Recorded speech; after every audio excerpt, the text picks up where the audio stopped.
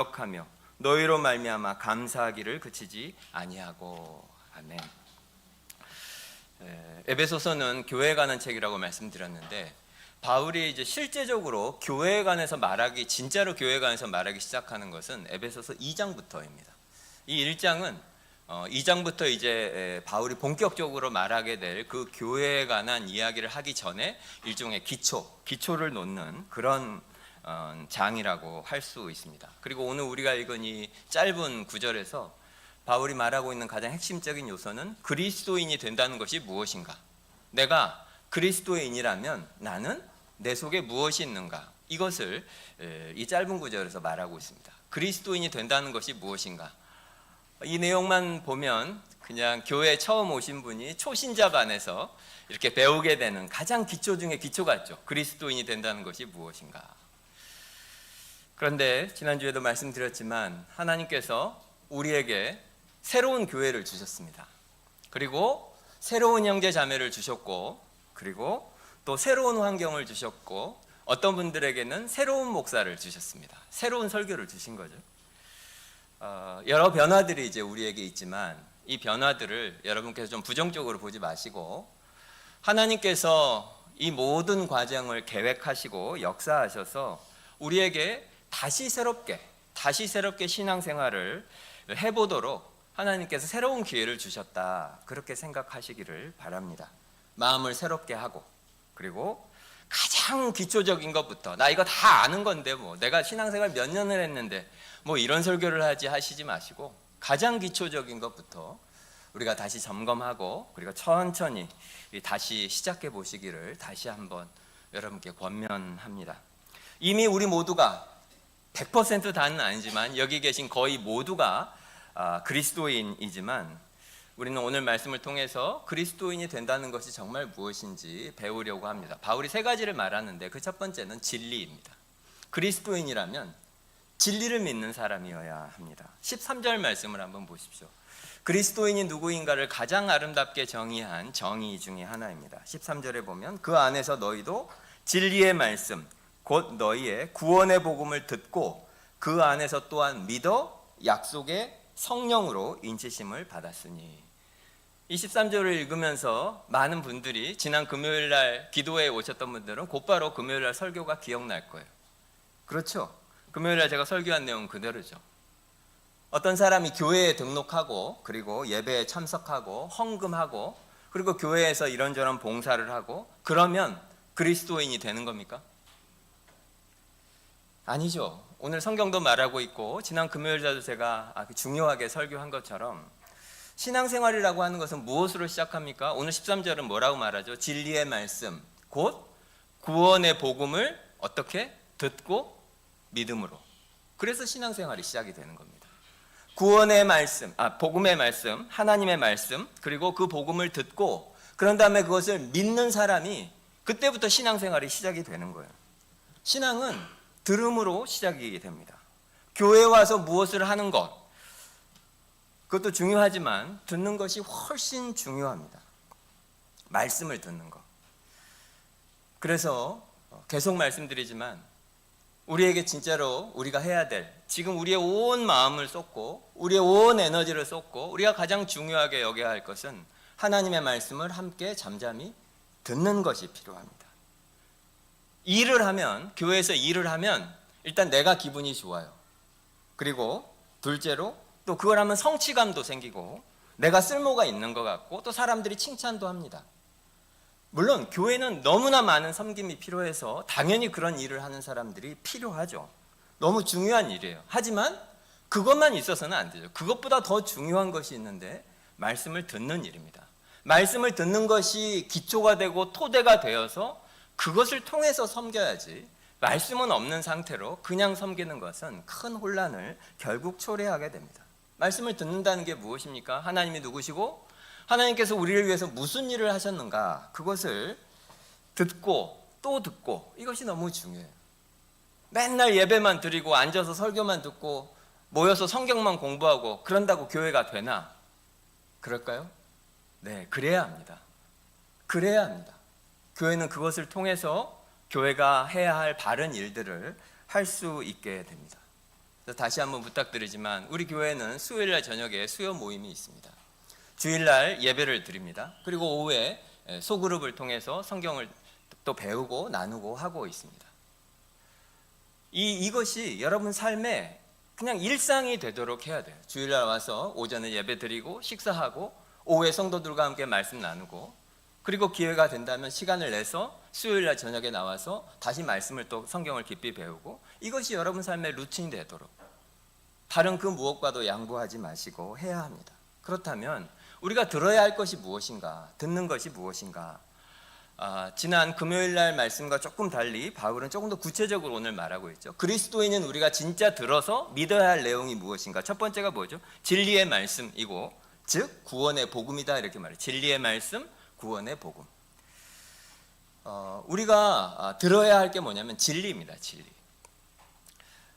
제가 80년대 후반에 대학에 들어갔는데, 그때부터 요즘 우리가 모두 알고 있는 그 포스트 모더니즘이라는 이 사상이 막 소개되기 시작했고, 한국에, 그리고 엄청나게 영향을 끼치기 시작했습니다. 그 이후 한 20년은 정말 너무나 큰 영향이 있었습니다.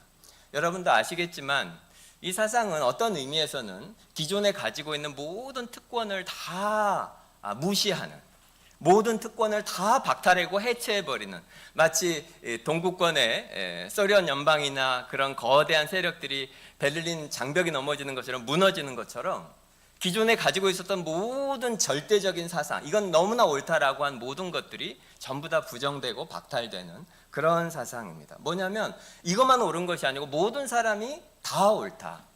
내가 어떤 주장을 하면 내 주장이 다른 사람들보다 더 옳은 것이 아니고, 네 생각은 네 생각이고 내 생각은 내 생각이고 우리 모두는 평등하다.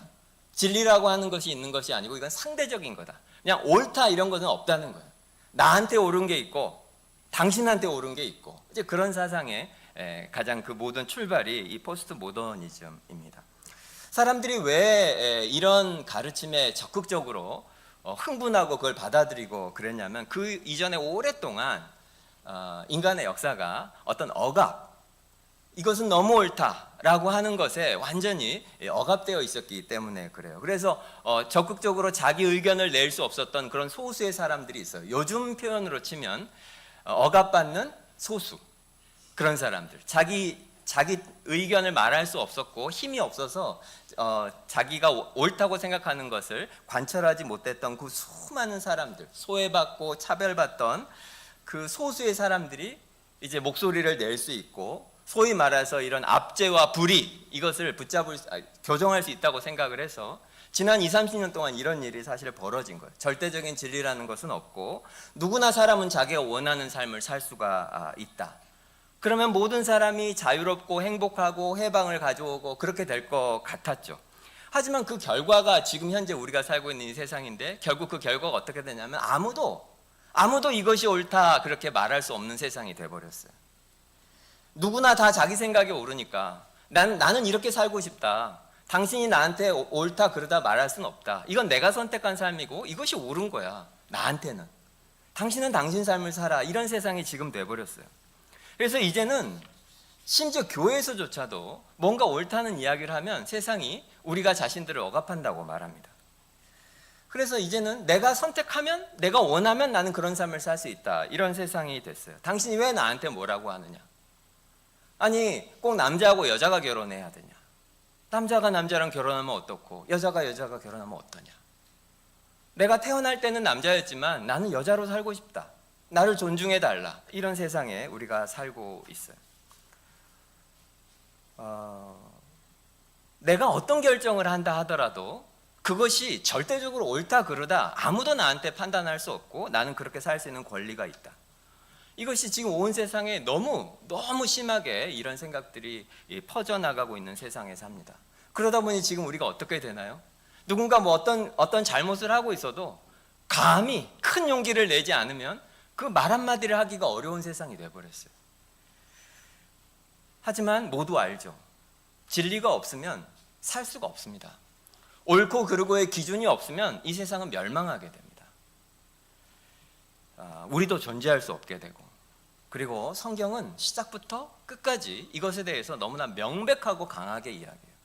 우리가 뭐라고 말을 하고 사람들이 뭐라고 이야기를 해도 우리의 모든 생각을 뛰어넘는 완전한 진리, 절대적인 진리, 절대로 양보할 수 없는 그런 절대적인 진리가 존재한다. 옳고 그르고라고 하는 것은 원래부터 존재하는 것이다. 성경은 그렇게 말하고 있습니다. 그리고 그리스도인은 어떤 사람입니까? 그 진리를 믿는 사람이에요. 그리고 그 진리를 어떻게 표현하냐면 구원의 복음이다 이렇게 표현해요. 진리의 말씀, 구원의 복음 이렇게 말하죠. 복음이란 말을 여러분 다 아실 거예요. 혹시 그동안 잘 정리가 안 되신 분들이라면 오늘 잘 들어보십시오. 복음은 이제 한자어죠. 복복자의 소리음자입니다. 복된 소리. 그래서 이제 그걸 기쁜 소식이라고도 하죠. 복된 소식, 복된, 복이 되는 그런 소식이란 뜻이에요. 소식이라는 걸 영어로 하면 뭡니까? 뉴스죠, 뉴스. 그러니까 복된 소식이라는 게 뭐냐면 어딘가에서 어떤 일이 벌어졌는데 그 일이 너무나 기쁜 소식이라는 거 나한테. 우리 아이가 태어났다. 너무나 기쁜 소식이죠.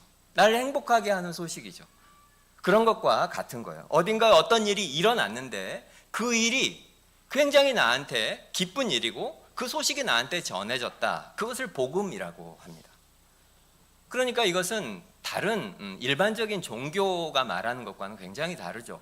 왜냐하면 다른 종교나 소위 말하는 인간이 가지고 있는 기본적인 생각은 내가 이렇게 잘하면 하나님이 나한테 복을 주실 것이다 이렇게 말하는 거예요. 그리고 그것을 열심히 하는 것이 그것이 믿음 생활이에요.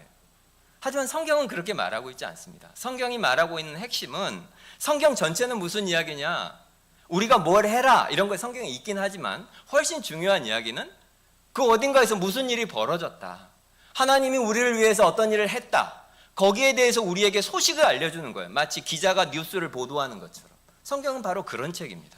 우리 보고 뭘 어떻게 해라, 이거하고 저거하고 이렇게 해라 라고 한 내용이 있지만 기본적으로 성경이 말하는 가장 중요한 것은 우리 바깥에서 하나님이 우리를 구원하시기 위해서 어떤 일을 했다라고 하는 것을 우리에게 알려주는 책입니다. 뉴스처럼.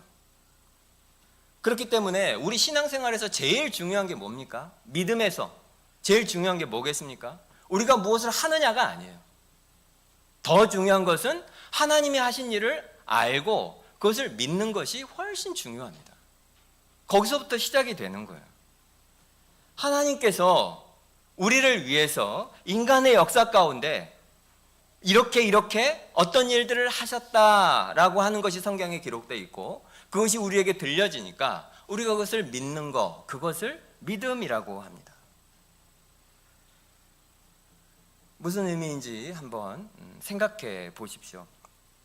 요즘 많은 사람들이 교회를 싫어합니다. 기독교도 엄청 싫어합니다. 여러분 주변에 뭐 회사라든지 또 예수 안 믿는 다른 분들이랑 이야기를 해보면 금세 느낄 수 있을 거예요.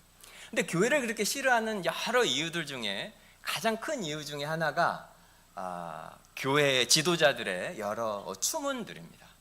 뭐 교회 목사인데 뭐 엄청 부유하게 살고 뭐 재물과 돈 이런 걸 밝히고 뭐 이런 일들 많죠. 성적으로 타락하고 실수하고 이런 일들 많이 보도가 되니까 사람들이 그걸 듣고 너무너무 목사를 안 믿습니다. 그리고 또 뭐 너무 많죠. 또 교회가 가지고 있는 이 진리 때문에 그렇지 않은 사람들을 향해서 너무 정죄적이고 뭐 방금 말씀드린 것처럼 뭐 동성애라든지 혹은 뭐 소위 말하는 뭐 성적인 소수자들이나 이런 사람들을 향해서 거의 뭐 아주 악마로 그 사람들을 만들면서 그렇게 정죄하는 그런 말들이 난무하기도 합니다. 또 최근 들어서는 정치적으로 완전히 교회가 극우적인 그런 말을 하는, 그래서 많은 일반적인 사람들로부터 등을 돌리는 그래서 싫다는 거예요. 교회가 타락해서 싫고 교회 사람들이 하는 행동도 싫고 교회가 성경이 말하고 있는 대로 살지 않은 것 같아서 싫고 그래서 교회 안 다닌다는 거예요. 그래서 그런지 그 미디어 뭐 영화라든지 드라마라든지 이런 데서 묘사되는 교회나 뭐 목사나 이런 사람들은 다 위선자고 나쁜 사람들로 그렇게 묘사가 되는 그런 시대에 우리가 살고 있습니다. 여러분은 어떻게 생각하셔요? 물론 미디어가 말하고 있는 것들이 과장돼 있죠. 대다수의 교회들은 그렇지 않은데 일부 교회가 가지고 있던 문제를 세상이 너무 과하게 과장하고 있는 부분이 없지 않아 있긴 합니다. 그럼에도 불구하고 그들이 말하고 있는 많은 것들은 사실 진짜로 교회가 가지고 있는 문제이기도 해요. 그런데 우리가 그것을 보면서 가장 아픈 것은 뭐냐면 한국 교회가 가지고 있는 문제가 기독교의 문제라고 생각하는 거예요. 한국 교회가 가지고 있는 그런 실책이 이 성경 자체가 잘못됐다라고 결론을 내리게 된다는 거예요. 맞는 말 같지만 사실 전혀 그렇지 않거든요. 우리에게 실책이 있다고 해서 이 성경 자체가 진리가 아니다 이렇게 결론을 내린다면 그건 너무나 아픈 일이에요. 교회가 가지고 있는 문제 때문에 나는 예수를 못 믿겠다 이렇게 한다면 그건 너무나 큰 오해입니다. 마태복음 7장에 보면 예수님의 집 짓는 비유가 나오는데 두 집이 있어요. 한 집은 겉은 너무너무 화려하고 좋은데 모래 위에 세워져 있고, 한 집은 겉은 허름한데 반석 위에 세워져 있어요. 아무리 겉이 화려해도 모래 위에 세워져 있으면 비바람이 불고 창수가 나면 집이 무너져 버립니다. 하지만 겉이 좀 폐허같고 굉장히 허름해 보여도 반석 위에 집이 있으면 아무리 풍파가 치고 창수가 나도 집이 견고하게 유지가 됩니다. 여러 가지로 말할 수 있겠지만 교회라는 것을 볼 때, 기독교란 무엇인가, 특히 성경이라는 관점을 볼 때 겉으로 보기에 저 모습이 어떤가 그걸 가지고 그 자체를 다 평가하는 것은 너무 오해가 될 가능성이 높다는 거죠.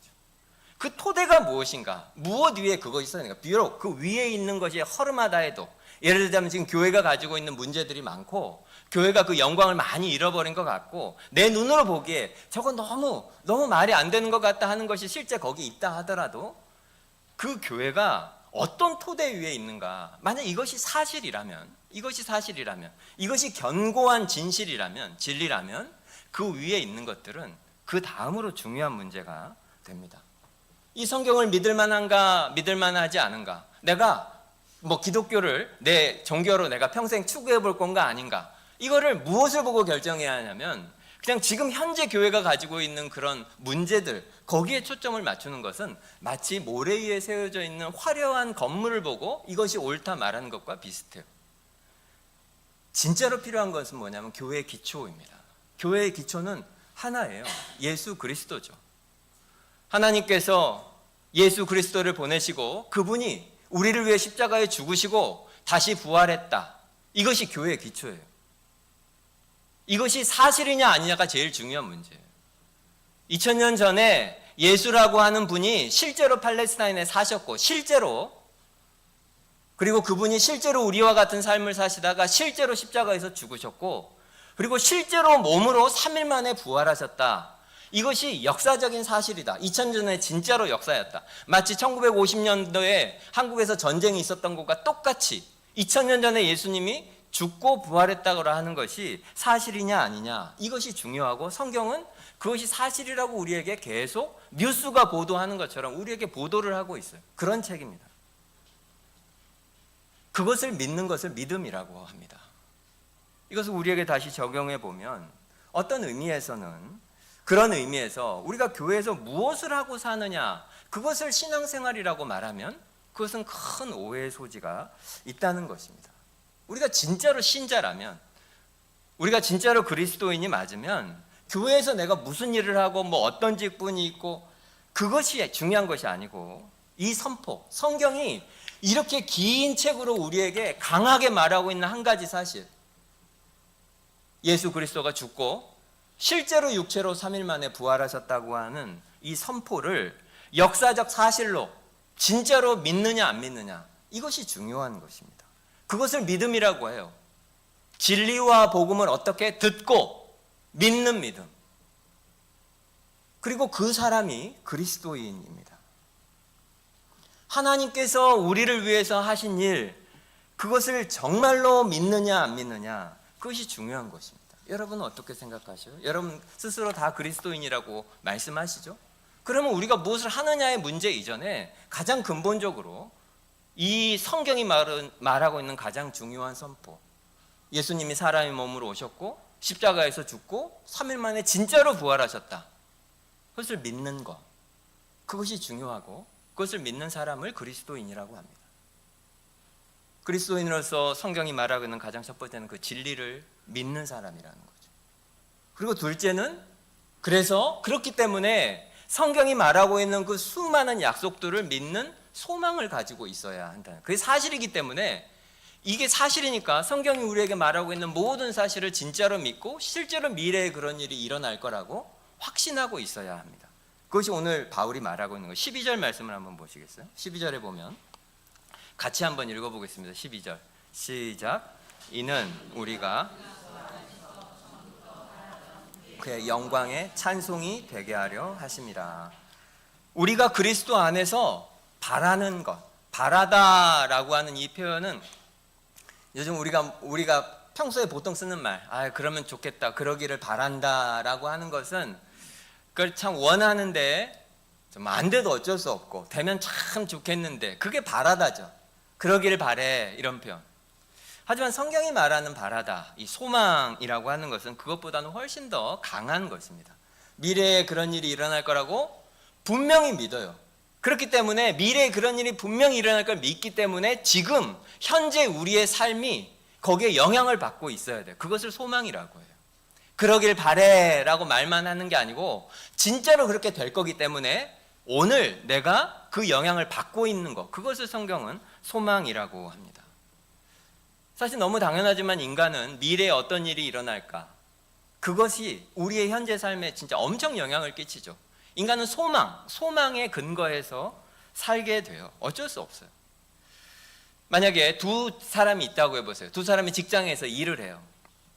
모든 것이 같은데 환경도 동일하고 같은 사무실에서 일하고 모든 상사가 그런 것처럼 까다롭고 괴롭히고 업무는 힘들고 그래서 몸도 마음도 지치고 직장인들 다 공감하실 거예요.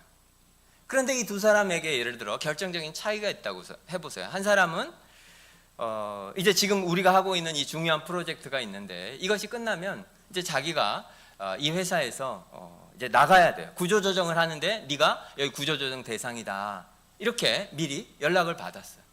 지금 일을 하고 있는데 그 사람은 날마다 무슨 일을 하겠습니까? 사형장에 끌려가는 사형수처럼 그 시간을 보내겠죠. 그 일에 마음이 담겨지겠어요? 근데 똑같은 프로젝트를 하는데 다른 사람은 만약에 상사가 와서, 사장이 와서 이 프로젝트 끝나면 내가 너를 팀장으로 승진시켜줄게, 이미 다 결정됐어, 요거만 잘 마무리해라. 만약에 이렇게 하면 이 두 사람이 똑같은 일을 동시에 하고 있는데 이 사람들이 하고 있는 일, 그리고 그 중간에 느껴지는 감정, 이런 것들은 너무 다르겠죠. 업무 난이도가 다른 것도 아니고 환경이 바뀐 것도 아니고 모든 게 똑같아요. 하지만 그 사람들의 반응은 완전히 다를 거예요. 왜 그렇습니까? 미래에 대한 지식이 완전히 다르기 때문에 그래요. 미래가 다르기 때문에. 근데 단순히 알 수 없는 미래가 아니고 확정된 미래. 사장이 직접 나한테 너 팀장으로 분명히 해줄 거야, 걱정하지 마 라고 나한테 확인을 해준 그 미래, 그것을 가지고 있으면 이 중간에 어떤 일이 벌어져도 그것을 대하는 태도와 반응은 다를 수밖에 없죠. 미래가 무엇이냐, 미래에 대한 나의 지식이 무엇이냐, 성경적으로 말하면 나의 소망이 무엇이냐, 그것은 필연적으로 지금 우리가 현재 살고 있는 오늘의 삶에 영향을 끼치게 됩니다. 우리 동네에 와서 제일 좋은 점이 젊은 친구들이 진짜 많아요. 아침 저녁으로 출근하는 사람들, 퇴근하는 사람들 보면 진짜 이 동네에 젊은 사람들이 너무너무 많아요. 그런데 한번 생각해 보세요. 오고 가는 그 젊은 친구들이 직장에도 가고 그렇게 대부분 할 텐데 어떤 사람은 그 중에 예수 믿는 사람도 있고 어떤 사람은 전혀 예수 믿지 않는 사람도 있겠죠. 예수를 안 믿으면 난 신이 있다고 믿지도 않고 인생 한 번 살다가 죽으면 끝이고 죽은 다음에 뭐가 되겠어요? 난 그거 모르고 관심도 없다. 만약에 어떤 사람이 그렇게 산다고 해보세요. 그러면 그 사람은 무슨 생각을 하면서 삽니까? 여기 살고 있는 게 전부잖아요. 인생 몇 살까지 살지 모르지만 당장 내일 죽을지도 몰라. 그러니까 지금 제일 중요한 게 지금 당장이 중요한 거예요. 이 땅이 나한테 전부고 지금 여기서 행복한 게 전부입니다. 그러니까 원하는 것이 돈 많이 벌고 좀 편안하게 살고 맛있는 거 먹고 그리고 좋은 데 여행 다니고 그냥 그러고 싶어요. 인생 뭐 있나, 이게 행복이지. 맛있는 거 먹으면서. 하지만 조금만 생각해 보십시오. 정말로 그렇게 생각한다면 살면서 젊을 때야 인생이 무지무지 길은 것 같지만 영원에 비하자면, 죽고 나면 다 끝이라면 잠시 잠깐 여기서 좀 맛있는 거 먹고 좋은 차 타고 그러면 뭐합니까? 다 부질없는 일이지. 맛있는 거 먹는다 해도 얼마나 맛있는 걸 얼마나 많이 먹을 수 있을까요? 사실 정말로 내 인생 죽으면 끝이고 아무것도 아니라고 한다면 우리 인생에 남는 것은 아무것도 없어요. 다 무의미한 거예요. 지금 좀 편하면 뭐합니까? 근데 반대로 정말로 영혼을 믿고 하나님을 믿는 사람이 있다고 생각해 보세요. 이 걸어 내려가는 그런 친구들 중에. 그러면 무슨 생각하겠어요? 나는 하나님을 믿고 나는 죽은 이후에 영원한 삶이 있다는 것을 믿고 그 땅에서 하나님이 나를 반기실 것이고 그분과 함께 난 영원히 행복하게 살게 된다. 지금 세상이 불의하고 나쁜 것이 너무 많지만 마지막 날에 주님이 다시 오실 것이고 그분이 오시면 이 모든 것을 정결하게 하실 것이고 모든 죄와 악을 없앨 것이며 내가 그동안 믿음으로 살았던 그 모든 시간을 다 보상해 주실 것이다. 만약에 그것을 믿는 사람이라면 하루하루를 어떻게 살겠습니까? 똑같이 힘든 업무를 하죠. 영혼을 믿지 않으면 내가 10년, 20년 일하면 뭐하나, 내가 여기서 살아서 뭐하나, 이렇게 살아서 뭐하나 이런 생각하겠죠. 맨날 스트레스 받으면서 불만으로 저녁에는 그냥 치킨에 술에 그렇게 살겠죠. 하지만 정말로 소망을 가지고 있는 사람이라면 내 미래가 진짜로 무엇인지를 진짜로 믿으면 우리는 지금 여기에서 살고 있는 하루하루를 어떻게 평가하게 됩니까? 나의 모든 하루하루가 하나님의 계획 속에 있고 하나님의 섭리 가운데 있다. 하나님이 내 삶을 지금 통치하고 계시고 그것을 믿으면서 살아가게 됩니다. 하나님이 나한테 분명히 그런 영광스러운 미래를 주실 것이다. 믿으면 하루하루 감사하게 되고 또 걱정과 불안 속에서 그냥 하루하루 비참하게 이렇게 살지 않고 의미 있게 살게 됩니다. 나의 지금 하루가 분명히 의미가 있다. 그리고 나의 미래는 분명히 확정되어 있다. 여러분들 한번 생각해 보십시오. 우리는 예수를 믿는데 설마 이 소망이 없어서 소망이 없는 사람들처럼 혹시 살고 있지는 않습니까? 우리는 사실 어느 방향으로인가 사실 가고 있어요. 매일 우리의 삶을 그리스도 안에서 전부터 바라는 것이 있습니다. 그것을 성경은 소망이라고 부르고 그리고 우리에겐 그런 영광스러운 소망이 분명히 있어요. 여러분 안에 진짜 그 소망이 있으십니까? 성경은 말하고 있어요. 내가 진짜 그리스도인이 맞으면 우리 속에는 이 견고한 소망이 있어야 합니다. 이 세상 살다 죽으면 끝이지 그런 사람이 어떻게 이 소망을 가진 사람이라고 말할 수 있겠어요? 우리가 진짜 그리스도인이 맞으면 우리는 성경이 말하고 있는 진리를 아는 사람이고 그 진리 때문에 그 진리가 말하고 있는 소망을 견고히 붙잡고 있는 사람입니다. 그렇다면 세 번째로 마지막은 그 소망의 내용이 무엇인가? 내가 진짜로 그리스도인이 맞으면 나는 무엇을 믿으면서 사는가? 내 삶이 어떻게 될 거라고 믿으면서 사는가? 성경은 그걸 말하고 있는데 한마디로 말하면 영광입니다. 우리의 소망은 영광이에요. 영광. 앞으로 이제 영광이라는 말에 대해서 여러분이 더 자주 저한테 듣게 되실 텐데 이미 많이 들으셨죠. 영광이라는 이 성경이 말하는 이 단어를 제가 오늘 다 말씀드릴 수는 없지만 14절 말씀을 한번 보십시오. 14절에 보면 이는 우리 기업의 보증이 되사 그 얻으신 것을 속량하시고 그의 영광을 찬송하게 하려 하심이라. 우리에게 하나님께서 베풀어 주신 영광이 있습니다. 나중에 우리가 이것을 분명히 가지게 될 거예요. 그런데 24절에 보면 우리가 가진 영광이 무엇인지 첫째 알 수가 있는데 그게 뭐냐면 우리가 뭐라고 말해요? 우리 기업의 보증회사 그 얻으신 것, 이 한글 성경이 번역이 참 이해하기 좀 쉽지 않은데 이 얻으신 것이 뭐냐면 그가 우리의 기업의 보증이 돼서 그것을 통해서 얻으신 것, 그분이 하나님께서 얻으신 것, 하나님이 가지신 것, 그런 뜻이에요. 바로 우리를 말하는 거예요. 우리가 하나님의 소유다, 그렇게 말하고 있어요. 그 얻으신 것, 그것을 속량하고 그의 영광을 찬송하게 하려 한다, 이렇게 말해요. 그러니까 우리가 바로 하나님의 소유라는 거예요. 우리의 미래, 우리의 영광이 어디에 있냐? 우리가 하나님의 소유물이기 때문이다, 그런 말입니다. 이 말씀은 하나님이 가지신 여러 가지 것들이 있는데 그 중에서 우리가 가장 귀하고 가장 중요한 소유다, 그런 뜻이에요. 여러분 한번 생각해 보세요. 여러분이 지금 가진 것 중에 제일 귀한 소유가 무엇입니까? 여러분이 지금 소유하고 있는 것 중에 제일 고가 아니면 제일 중요한 거, 그게 무엇입니까? 뭐 여러분 이름으로 된, 명의로 된 아파트일 수도 있겠죠. 그리고 그 아파트 안에 이렇게 금고가 있고 그 금고 안에 뭐 대대로 물려온 뭐 보석이 있을 수도 있고 뭐 뭐 엄청난 현금이 그 안에 들어있을 수도 있고 뭐 하겠죠. 지금 여러분에게 가장 귀한 소유물이 무엇인지 한번 생각해 보세요. 다른 거는 다 잃어도 되는데 그것만을 내가 잃으면 안 된다 하는 거, 그게 무엇이에요? 내가 다 없어져 버려도 되는데 그것만 있으면 내가 다시 재기할 수 있다. 그게 여러분한테는 제일 중요한 거예요. 여러분의 집이 있어요. 그런데 갑자기 화재 경보가 울려요. 불이 났다는 거예요. 아니나 다를까 문 밑으로 연기가 들어오고 매캐한 냄새가 나고 이제 당장 집에서 나가야 돼요. 그러면 여러분 어떻게 나가시겠습니까?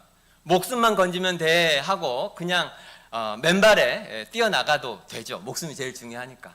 하지만 그거 말고 뭔가 좀 챙길 시간이 있어요. 그럼 여러분 뭘 챙기시겠어요, 집에서? 제일 중요한 걸 챙겨 나가겠죠. 제일 중요한 거. 여러분이 가지고 있는 게 많은데 만약에 여러분에게 뭐 집안 대대로 내려온 가복, 한 뭐 수백억짜리 보석이 만약에 있다고 해보세요. 불이 났어요. 그럼 뭐 하겠습니까, 여러분? 몸만 살면 되지 하겠습니까? 바로 뛰어가서 나머지는 다 안 가져가도 뭐 깨진 유리에 뭐 발이 다쳐도 그 보석 움켜쥐어서 뛰어나올 거예요. 집 다 불타도 괜찮거든요. 왜냐하면 그 보석만 있으면 다시 살 수 있으니까. 그게 우리가 사실은 제일 중요하게 여기는 것이고 나한테 가장 귀한 소유물이죠. 신명기 32장 9절에 보면 하나님께서 어떻게 말씀하시면 여호와의 분깃, 기업, 소유라는 말이에요. 여호와의 분깃은 자기 백성이라. 야곱 그가 택하신 기업이로다. 출애굽기 19장 5절에는 유명한 말씀이죠. 세계가 다 내게 속하였나니 너희가 내 말을 잘 듣고 내 언약을 지키면 너희는 모든 민족 중에서 내 소유가 되겠고. 하나님께서 어떻게 말씀하고 계십니까? 우리가 하나님의 소유라는 거예요. 하나님이 누구이시냐 한번 생각해 보세요. 하나님은 온 우주를 말씀으로 창조하신 분이십니다. 우리 지난번에 한번 찬송 부른 적이 있죠. 저 산들도 주의 것, 그리고 골짜기도 주의 것, 별들도 주의 솜씨. 우리 한번 찬송 부른 적이 있죠. 모든 것이 하나님이 만드셨고 하나님이 만드셨기 때문에 모든 것이 하나님 것입니다.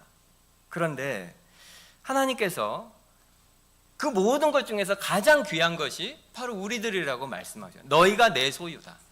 모든 것이 불타 사라질 때 내가 단 한 가지 딱 건질 텐데 그게 바로 우리들이라고 말씀하고 계셔요. 잘 안 믿어지십니까? 제가 정말 사랑하는 책 요한계시록에 보면 요한계시록에 여러 재앙들이 내리면서 일곱 번의 재앙들, 일곱인, 일곱 나팔, 일곱 대적, 그 심판이 계속 땅으로 오게 됩니다. 인이 떨어질 때 첫 번째, 두 번째, 세 번째 인이 떼질 때마다 이 땅에 하나님의 심판이 내려와요. 나팔이 첫 번째, 두 번째, 세 번째 나팔이 불릴 때마다 또 똑같이 땅에 심판이 있고, 그리고 대접이 부어질 때마다 또 똑같이 첫 번째, 두 번째, 세 번째 할 때마다 땅에 재앙이, 심판이 내립니다. 그래서 많은 사람들이 심판에 죽고 멸망당해요.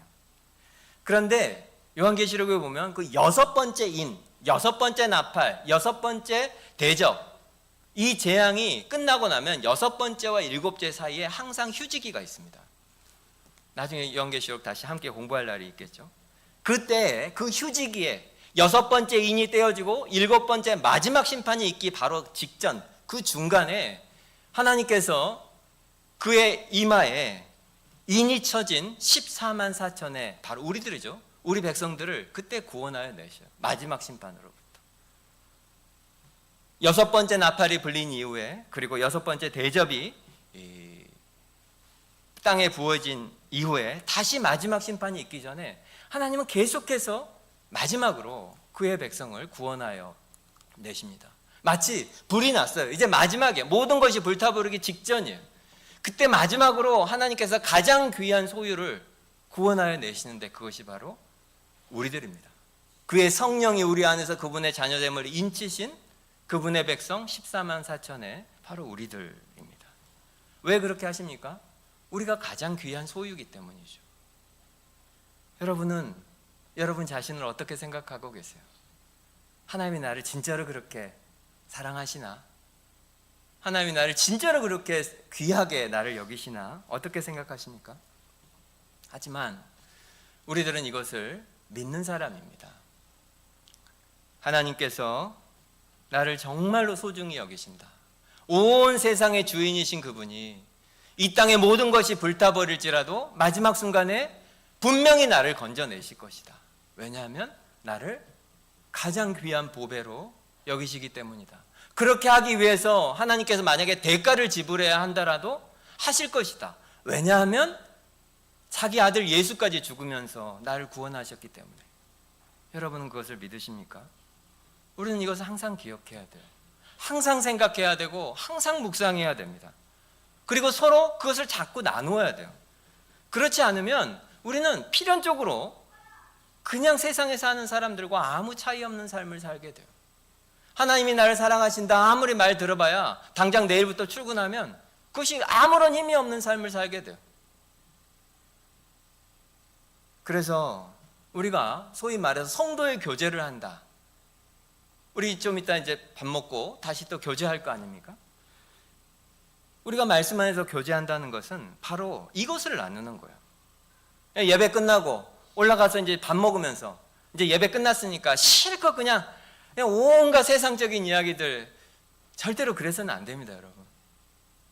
물론 여러분의 개인적인 이야기들을 할 수 있는 것은 너무 좋은 거죠. 너무 좋은 거죠. 하지만 그냥 앉아서 뭐 어디 가서 운동한 이야기, 등산한 이야기, 맛집 이야기, 그것으로 시간을 채우면 안 돼요. 우리가 모이면 우리가 진짜 누구고 하나님이 우리에게 진짜 무슨 일을 하셨고 아무리 힘들고 어려운 상황이라도 그 하나님이 계시니까, 그 하나님이 우리를 사랑하시니까 우리가 잘 견뎌봅시다. 서로 이렇게 격려하는 시간이 돼야죠. 그걸 성도의 교제라 하는 거죠. 사랑하는 아버지가 계신다. 그분이 우리를 진짜로 사랑하신다. 우리를 절대로 버리지 않으신다. 그것을 서로에게 기억하게 해주고 다시 용기를 내게 해주고 그런 시간이 되어야 합니다. 우리가 하나님의 소유이고 하나님이 우리를 그만큼 사랑하신다는 것이 우리에게 가지고 있는, 우리가 가진 가장 큰 영광입니다. 하지만 성경은 두 번째도 말하고 있는데 우리가 그렇게 영광스러운 하나님의 소유이면서 동시에 우리가 미래의 속량을 기다리는 사람이다. 좀 이해하기 어려운 표현이긴 한데 14절 말씀을 한번 보십시오. 14절에 보면 이는 우리의 기업의 보증이 되사 그 얻으신 것을 속량하시고 그 영광을 찬송하게 하려 하심이라. 하나님께서는 우리가 하나님의 속량이 되게 하신다고 이미 말씀하셨어요. 7절에 보면 우리는 그리스도 안에서 그의 은혜의 풍성함을 따라 그의 피로 말미암아 속량, 그 죄사함을 받았느니라. 속량이라는 말 2주 전에 설교했는데 기억하시죠? 기억하시죠? 네, 감사합니다.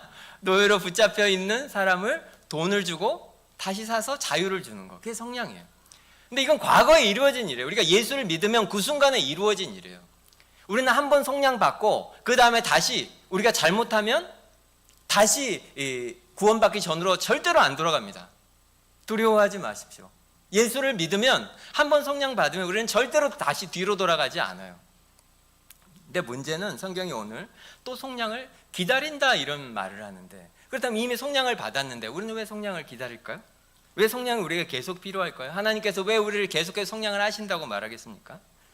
우리는 처음에 예수를 믿고 죄 용서를 받으면 우리가 법적으로 완전히 구원을 받습니다. 하나님 자녀가 법적으로 하나님의 족보에 우리 이름이 딱 올라가요. 절대로 이게 지워지지 않아요. 문제는 아까 우리 집사님 기도하실 때도 말씀하신 것처럼 너무 오랫동안 우리가 노예로 살아가지고 예전 습관을 버리지를 못하는 거예요. 법적으로는 양자가 됐어요. 근데 너무 오랫동안 길거리에서 사는 바람에 아직 이 집안에 중요한 그런 법도를 따라 살지를 못하고 옛날 습관이 그냥 나오는 거예요. 여전히 죄의 영향력 아래 살게 있다는 것입니다. 여러분 어떻게 느끼시나요? 여러분도 다 느끼는 거 아닙니까? 우리가 구원받고 죄 용서되었습니다. 오늘 이 순간 주님이 오시면, 다시 오시면 여러분 구원 받겠습니까? 안 받겠습니까? 구원 받죠. 예수 믿는 믿음으로 우리는 구원 받습니다. 하지만 우리 안에 지금 죄가 없습니까? 여전히 죄가 남아있고, 그리고 매일을 살면서 우리가 여전히 죄의 영향력을 굉장히 강하게 느낍니다. 때로는 너무 부끄럽지만 죄를 지을 때도 있어요. 그때마다 신자들은 어떻게 하죠? 하나님 앞에 나와서 회개합니다. 눈물로 회개합니다. 그 눈물이 없는 분들은 경고로 들으셔야 합니다. 죄를 짓고 나면 우리는 괴로워서 견디질 못해요. 그래서 하나님 앞에 나와서 기도합니다. 기도하면서 우리가 제일 정말 절망하는 게 뭐냐면, 그렇게 은혜를 입고도 어떻게 또 이렇게 내가 죄를 지었을까? 그러면 우리가 간절히 바라는 게 무엇이죠?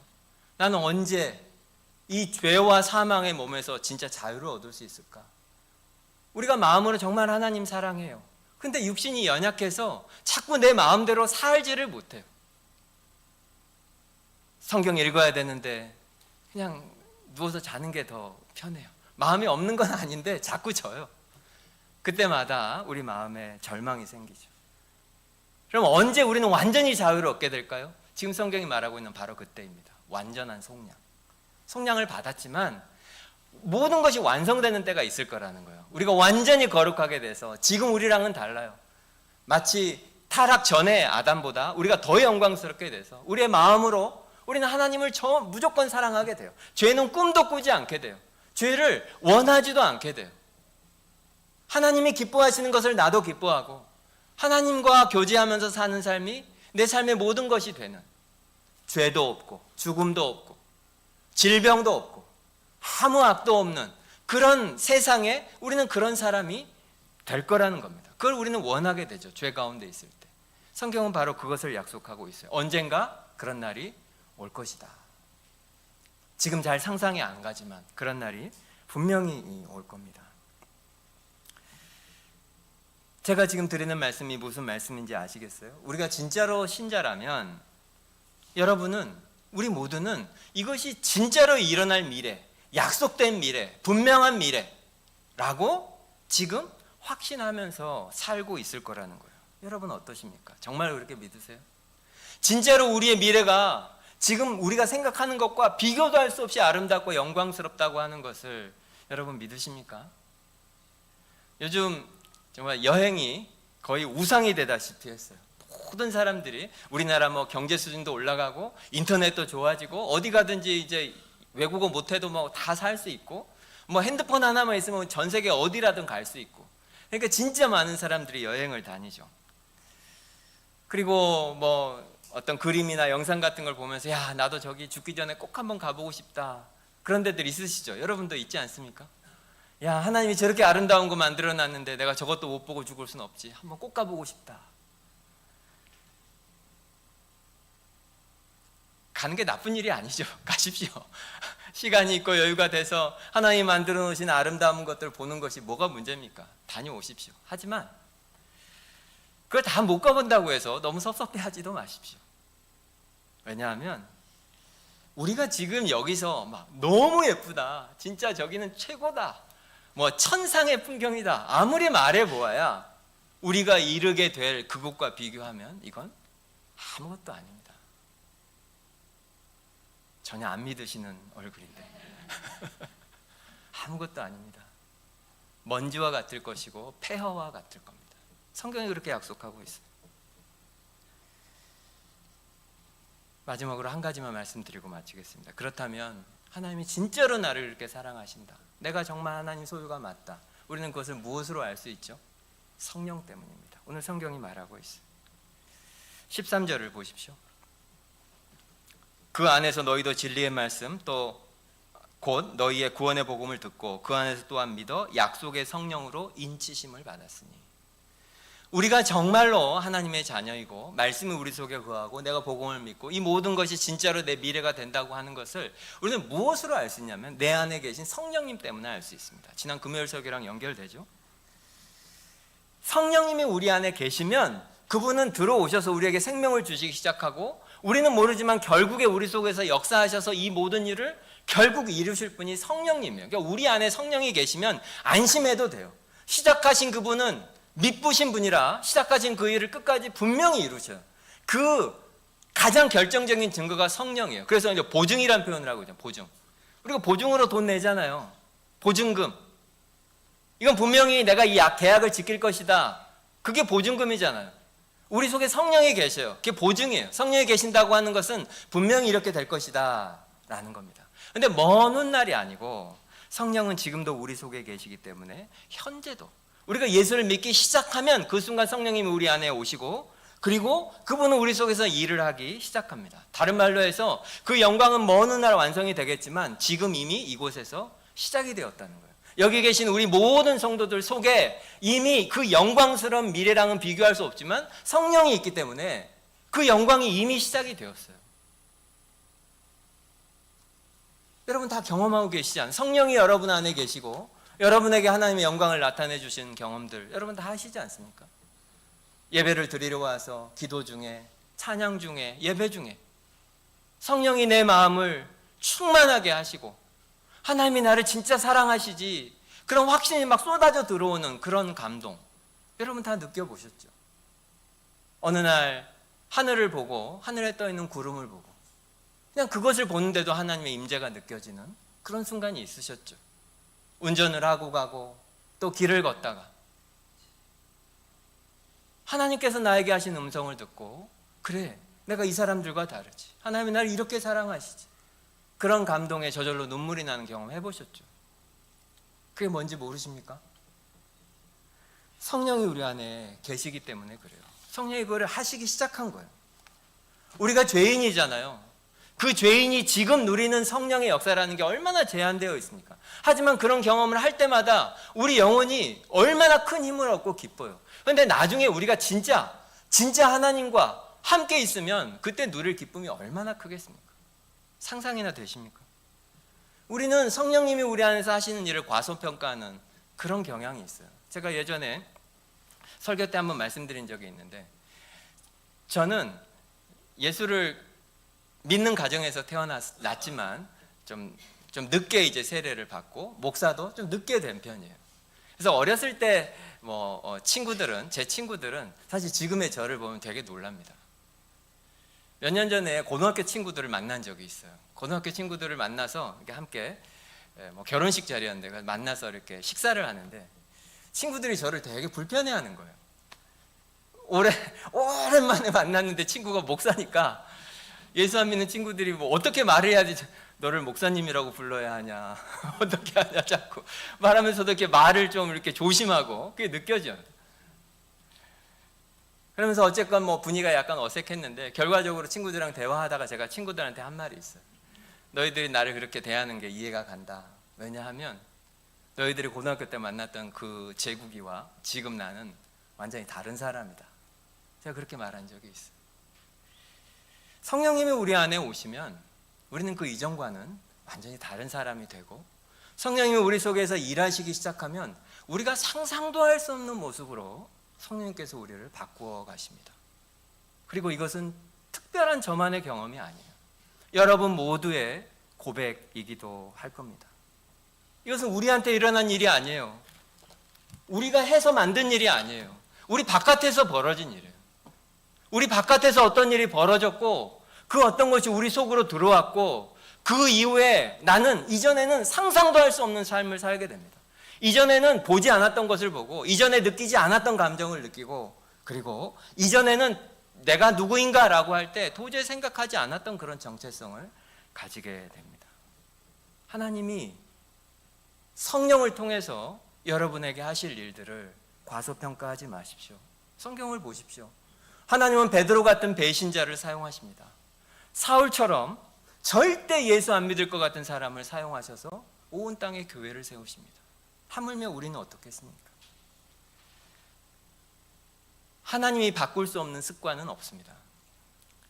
하나님이 고치지 못할 질병은 없고 하나님께서 바꿀 수 없는 사람도 없습니다. 여러분, 오늘 말씀을 여러분에게 깊이 새기십시오. 우리에게 약속된 미래가 분명히 있고 그 보증금으로 우리 안에 성령이 계십니다. 이 기쁨, 그리고 우리에게 약속된 이 기쁨은 우리가 잠시 이 땅에서 누리는 그런 편안함이나 돈이나 그런 능력이나 힘이나 이런 것과는 비교할 수 없는 것입니다. 우리는 언젠가 샘의 원천에 가서 그 생수를 마시면서 무한히 기뻐하고 즐거워할 날이 분명히 올 것입니다. 이 소망 가운데 우리 모두가 살게 되기를 간절히 바랍니다. 말씀을 한번 기억해 보십시오.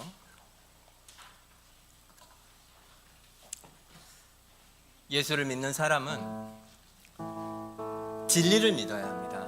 여러분 진리의 말씀을 믿고 계십니까? 그리고 그것 때문에 소망을 가지는 사람이고 영광의 미래가 나의 것이라고 확신하는 사람입니다. 무엇보다 하나님께서 우리를 얼마나 사랑하시고 세상 사람들이 나를 뭐라고 말하든지 간에 내가 하나님에게 얼마나 귀한 보배인지 여러분 기억하시기 바랍니다. 하나님 이것을 잊지 않게 해주십시오. 이것을 나누는 삶을 살게 해주십시오. 주의 교회가 사람의 힘이 아니라 성령의 능력으로 하나 되고 은혜의 역사를 드러내는 교회가 되게 해주십시오. 오늘 말씀 기억하시면서 기도하겠습니다.